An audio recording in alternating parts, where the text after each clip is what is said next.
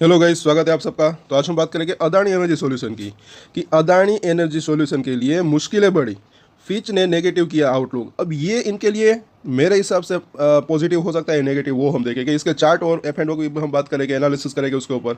सो अगर आपकी इसके अंदर होल्डिंग है तो सब्सक्राइब जरूर कर लें हमारे चैनल को। पहले देख लेते हैं मामला है क्या। तो फिच रेटिंग्स ने अदानी एनर्जी सॉल्यूशन की रेटिंग जो है वो आउटलुक को नेगेटिव कर दिया है, और इसकी वजह अमेरिकी जांच को माना जा रहा है। अमेरिका के अंदर वो जो जांच चल रही है यूएस के, वहाँ से वो जो आरोप लगे हैं, जिससे ग्रुप की कॉरपोरेट गवर्नेंस को लेकर चिंताएं बढ़ गई है। फिच की 9 मार्च की रिपोर्ट के मुताबिक अमेरिकी जांच के नतीजे अदानी एनर्जी की जो रेटिंग है पर जो है निकट या मध्यम अवधि में नकारात्मक असर डाल सकते हैं।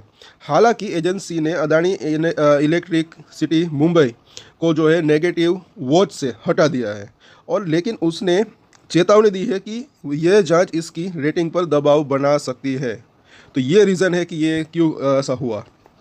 और ब्लूमबर्ग की रिपोर्ट के मुताबिक फिच ने अदानी एनर्जी सॉल्यूशन और अदानी इलेक्ट्रिसिटी मुंबई की रेटिंग BBB माइनस पर बरकरार रखी है, जो कि जंक रेटिंग से एक पायदान ऊपर है।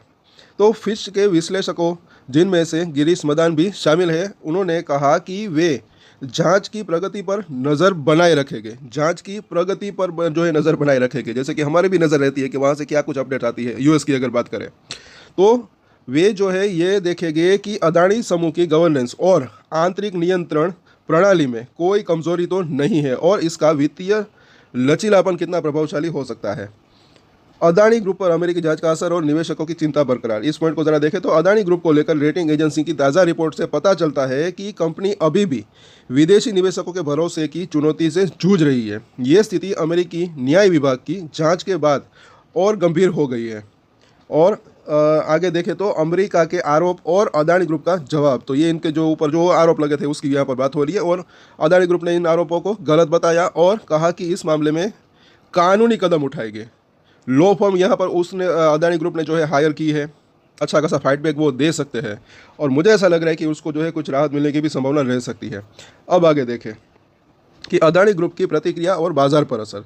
तो सोमवार को जब इस मामले पर अदानी ग्रुप से प्रतिक्रिया मांगी गई तो कंपनी की ओर से कोई जवाब नहीं मिला। मतलब कि अब तक जब हम ये वीडियो बनाए तब तक तो यही रिपोर्ट यहाँ पर सामने आ रही है कि अब तक तो मतलब कि कोई जवाब नहीं मिला। अगर वो जवाब दे देते हैं तो भी अच्छा रह सकता है। फिच रेटिंग का कहना है कि ग्रुप की फंडिंग और नकदी से जुड़ी दिक्कतें अब कुछ हद तक कम हुई है। ये चीज़ इसकी पॉजिटिव दिख रही है, लेकिन बाजार में इसका असर अब भी नज़र आ रहा है। और आगे देखें तो अदानी एनर्जी की 2036 में परिपक्व होने वाली डॉलर बॉन्ड की कीमत पिछले एक हफ्ते के निचले स्तर पर पहुंच गई। तो अदानी इलेक्ट्रिसिटी के 2030 के नोट्स में भी 3 सप्ताह की गिरावट के बाद कोई बड़ा बदलाव नहीं हुआ। और अमेरिकी जांच और रेटिंग एजेंसियों की रिपोर्ट के बीच निवेशक अब अदानी ग्रुप की आगे की रणनीति और कानूनी कदमों पर नज़र जो है बनाए हुए हैं। और ये इसकी जो है पूरी की पूरी रिपोर्ट है। अभी हम इसके एफ एंड ओ और टेक्निकल चार्ट की हम बात करेंगे शॉर्ट टर्म की। अब ये चीज़ देखिए, मुझे तो ऐसा लग रहा है कि ओवरऑल अगर बात करें, क्योंकि ये फिच को ऐसा क्यों लग रहा है, तो वो यूएस के अंदर जो अदानी ग्रीन एनर्जी को इसके ऊपर जो आरोप लगे थे उस वजह से अभी ये थोड़ी सी चिंता दिख रही है। सो ओवरऑल अगर बात करें तो इसका असर मुझे तो जो है यहाँ पर न्यूट्रल जो है हो सकता है, ऐसा लग रहा है। और ओवरऑल अगर देखें तो मुझे ऐसा लग रहा है कि यूएस के अंदर जो है जो उनको आरोप लगे हैं उसके ऊपर जो है उनको राहत मिल सकती है। तो उसके बाद मुझे ऐसा लग रहा है कि इसके अंदर एक पॉजिटिव असर भी देखने को मिल सकता है, क्योंकि वो जो आरोप लगे थे वो तो अदानी ग्रीन एनर्जी के ऊपर लगे थे, ना कि इसके ऊपर। और अदानी एनर्जी सॉल्यूशन की अगर बात करें तो ओवरऑल अगर बात करें तो इसके फंडामेंटल तो जो है मुझे काफ़ी स्ट्रॉन्ग जो लग रहे हैं। भले ही वो यूएस के अंदर इसके ऊपर जो है अदानी ग्रीन एनर्जी के ऊपर आरोप लगे हो, लेकिन इसके फंडामेंटल मुझे काफ़ी स्ट्रॉन्ग लग रहे हैं। अदानी ग्रीन एनर्जी के भी फंडामेंटल मुझे काफ़ी स्ट्रॉन्ग लग रहे हैं, क्योंकि इंडिया के अंदर अगर बात करें तो पावर की डिमांड, इंडिया की पॉपुलेशन ही अच्छी खासी है, तो पावर की डिमांड आगे बढ़ सकती है। और इनका बिजनेस कौन सा है, एक तो ट्रांसमिशन का है, उसके अंदर जो है आगे बढ़ोतरी देखने को मिल सकती है। साथ साथ वो स्मार्ट मीटरिंग का बिजनेस वो भी अच्छा रह सकता है, क्योंकि अब स्मार्ट मीटरिंग की भी डिमांड आगे चलकर बढ़ सकती है, ऐसा मुझे लग रहा है। और अभी क्या हो रहा है, इसका प्रॉफिट मार्जिन अगर आप देखेंगे क्वार्टरली रिजल्ट के अंदर, रेवेन्यू तो अगर आप देखेंगे काफ़ी अच्छा खासा है, लेकिन अर्निंग प्रॉफिट अगर देखें तो वो अगर परसेंटेज के अंदर अगर आप देखेंगे तो थोड़ा सा कम दिख रहा होगा। क्यों? क्योंकि इसने जो डेप्ट या कर्जा जो होता है वो भी काफ़ी ज़्यादा जो है इन्होंने उठाया हुआ है, और वो भी जो है इसके बिजनेस को आगे बढ़ाने के लिए। बिजनेस के अंदर ग्रोथ करने के लिए, वो ज़रूरी भी है इनके लिए, ऐसा मुझे लग रहा है। तो ओवरऑल आगे चलकर क्या हो सकता है कि जैसे जैसे टाइम बीतता जाएगा तो मुझे ऐसा लग रहा है कि इसका जो डेट है वो ये जो है कम कर सकते हैं, उसके बाद इसका प्रॉफिट जो है अच्छा बढ़ सकता है, क्योंकि इसका रेवेन्यू अगर आप देखेंगे अच्छा खासा है और आगे भी वो रेवेन्यू बढ़ सकता है, उसके बाद प्रॉफिट भी बढ़ सकता है, उसके बाद मुझे ऐसा लग रहा है कि शेयर के अंदर भी अच्छी तेज़ी की संभावना रह सकती है। सो ओवरऑल अगर लॉन्ग टर्म की बात करें, और लॉन्ग टर्म में भी लोग पूछते हैं कि लॉन्ग टर्म क्या किसको कह सकते हैं, तो मेरे हिसाब से देखिए 6 महीने से लेकर एक्चुअली तो 1 से 2 साल की भी हम बात कर सकते हैं, लेकिन इसको मीडियम टर्म कर सकते हैं 6 महीने।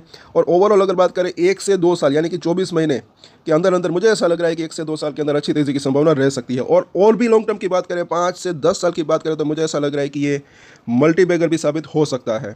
सो अभी शॉर्ट टर्म की हम बात करते हैं, इसके लिए चार्ट के ऊपर और एफ एंड ओ के अंदर हम एनालिसिस करते हैं। तो यहाँ पर अगर देखें आज के दिन क्या हुआ, तो एक्चुअली यहाँ पर अगर हम देखते हैं तो ओवरऑल अगर बात करें यहाँ पर तो जिस प्राइस के आसपास है, यहाँ पर अगर देखें तो यहाँ इसकी जो पुट राइटिंग है वो कहाँ पर हो रही है, तो यहाँ पर हो रही है पुट राइटिंग, और यहाँ पर जैसे कि 740 और 760 अभी भी ये सपोर्ट का काम कर सकता है। और नीचे की अगर बात करें तो 700 रुपये एक अच्छा सपोर्ट दिख रहा है कि यहाँ पर हर एक लेवल के ऊपर जो है छोटी छोटी पुट राइटिंग हुई है। और अगर इस तरफ देखें कॉल राइटिंग, वहाँ पर भी जो है इसको आप मंदोड़िया कह सकते हैं, वो अभी भी एक्टिव है और ये तो होता रहता है ऊपर नीचे ऊपर नीचे। तो यहाँ पर जो है अभी भी ये लेवल जैसे कि हमने बात की थी परसों भी, आई थिंक जहाँ तक मुझे याद है कि 780 और 800 वो वहाँ पर जो है एक तो ओपन इंटरेस्ट भी अच्छा खासा बिल्डअप है, वहाँ पर अभी भी जो है फ्रेश पुट राइटिंग हो रही है। और इसके ऊपर 820 के ऊपर भी अच्छी खासी पुट राइटिंग कॉल राइटिंग, और यहाँ पर 840 के ऊपर भी अच्छी खासी कॉल राइटिंग। तो अगर अब ये 780 को क्रॉस कर देता है तो फिर 800 से लेकर 840 ये एक जो है रजिस्ट्रेशन एरिया हो सकता है इसके लिए। और इस तरफ हमने जैसे कि देखा कि यहाँ पर अगर हम देखते हैं तो सपोर्ट कहाँ पर दिख रहा है, एक तो ये 720 से लेकर 700 का जोन।